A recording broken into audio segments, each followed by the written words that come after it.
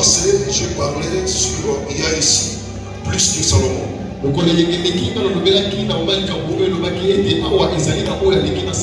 Et aujourd'hui, je finis pour dire il y a ici plus que Jonas.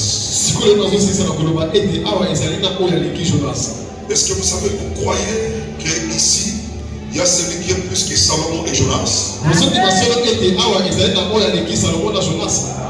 Alléluia. Amen. Malheureusement, il y a des gens qui voient le pasteur. Il y en a qui regardent le rideau. Il y en a qui regardent les instruments. Il se dit non, ce sont des choses normales. Pasteur, c'est une personne normale. Et quand il vient à l'église dans un culte, il ne sait pas voir celui qui est dans les pasteurs. Alléluia. Amen. Alléluia. Amen. C'est pourquoi il y a même des moments où nous négligeons la grâce quand elle passe devant nous. Parce que nous ne savons pas cerner, découvrir ce qui fait au travers des gens.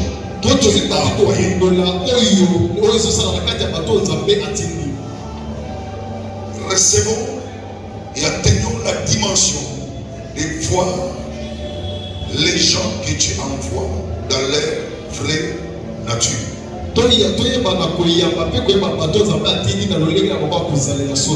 C'est ça le problème qu'il y a dans l'église. De ne pas voir Jésus au travers ses voix. Amen. Amen. Et ce problème, quand il parle, comme les gens le trouvent normal. Quand il parle, on néglige ce qu'il dit. Et les gens ne sont pas capables de recevoir le miracle qui vient du roi de Dieu. Et les gens ne sont pas à mesure d'être impactés par l'onction qui travaille sur le roi de Dieu.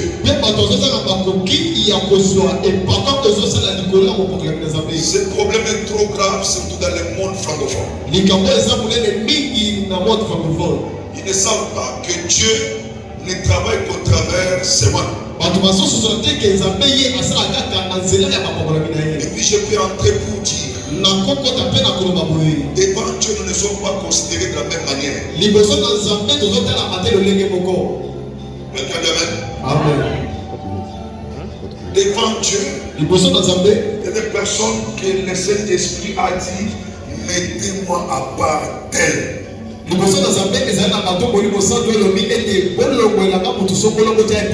Voilà. Pour une mission que je lui ai confiée. Et ces gens-là ont une certaine considération plus que d'autres gens.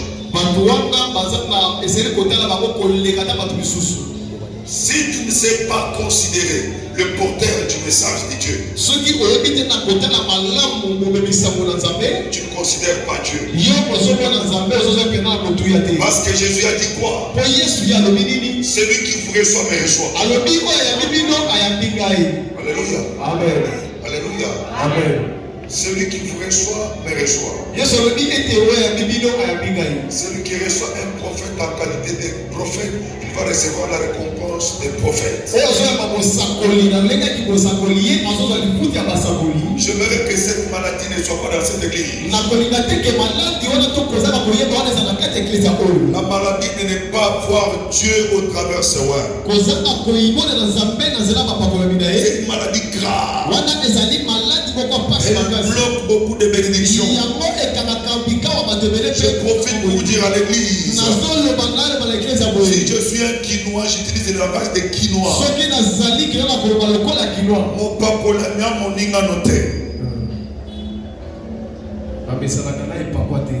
Mon papa l'a mon ninga noté. Ce qui sont ici, dans l'Ancien Testament, dans le temps de Moïse, par toi, on a un héritage parmi les fils de Jacob. Alléluia. Parmi les fils de Jacob. Qui peut me dire la tribu qui était choisie pour les sacerdoces? C'est quelle tribu? Les Lévites. C'est pourquoi quand tu rentres dans les livres de Hébreux, on dit Abraham a donné sa vie à Dieu. On n'a pas dit rebelle aussi à donner.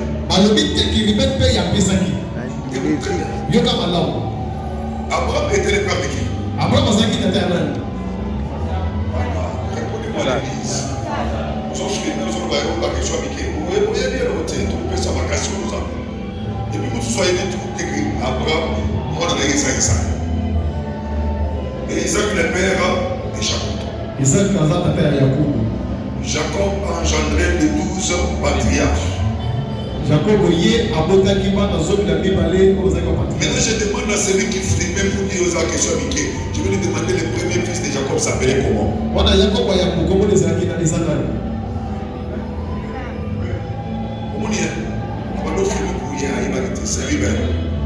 Mais lorsque Dieu dit qu'Abraham avait donné sa vie, Dieu ne dit pas que Isaac aussi avait donné. Il ne dit pas que Jacob aussi avait donné. Il ne dit pas que Zabulon avait donné. Il ne dit pas que Joseph avait donné. Il ne cite pas les autres patriarches. Mais la Bible me dit dans Hébreux 11. Excusez, Hébreux 7 plutôt. Abraham donnant sa dîme à Dieu. Alors, frère, vision de l'histoire d'Abraham devant qui? Melchisedec. On dit, Lévi aussi paya la dîme, donna la dîme. On passe des générations. On passe des générations. On arrive, on prend quelqu'un dans la 3e génération. Pourquoi on a parlé de Lévi? Parce que c'est à Lévi qu'on a donné la charge du sacerdoce. Alléluia. Amen. Alléluia. Amen. C'était une manière de dire parmi tous ses frères, les frères de Lévi, la considération qu'avait Lévi devant Dieu était plus supérieure. Ce n'était pas un enfant comme les autres. Et lorsque Dieu a départagé l'héritage, il n'a pas donné une part aux Lévites. Zabulon, Ruben, Issachar, Dan, Azer, tous ces gens-là ont reçu leur part. Mais autour de Lévi, on dit ils doivent s'occuper des choses du temps. Et ils sont dans les sacerdoces. Maintenant, qu'est-ce que Dieu dit encore? Ils n'ont pas de partage comme vous.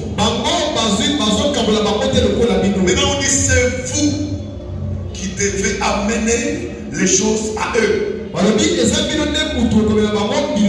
Alléluia. Amen. C'est la loi de Dieu. Et si les enfants d'Israël n'avaient pas cette considération sur la tribu de Lévi, ils devraient être maudits. Et c'est comme ça que Dieu dit, ne touchez pas à mes rois.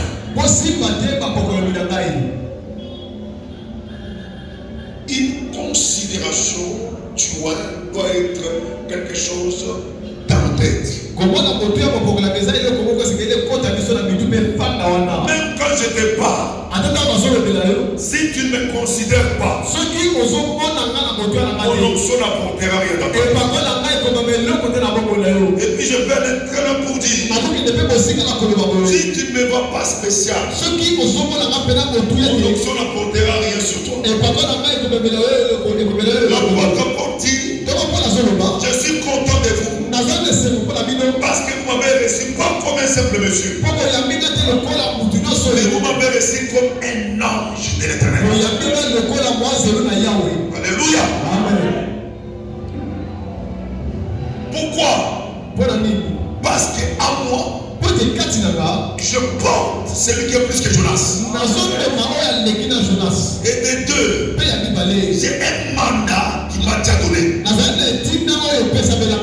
Au nom de celui que je porte, au nom du mandat qu'il m'a donné, regardez-moi comme une personne spéciale. Acclamons Jésus.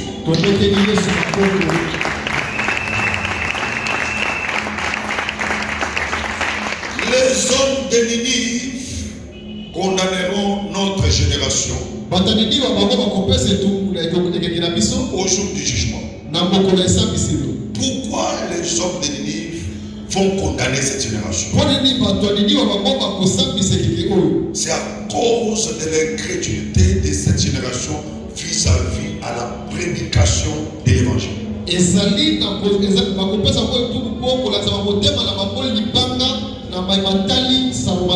Alléluia. Amen. Lisez-nous les comportements des gens de Ninive. Jonas chapitre 3 verset 4 à 8.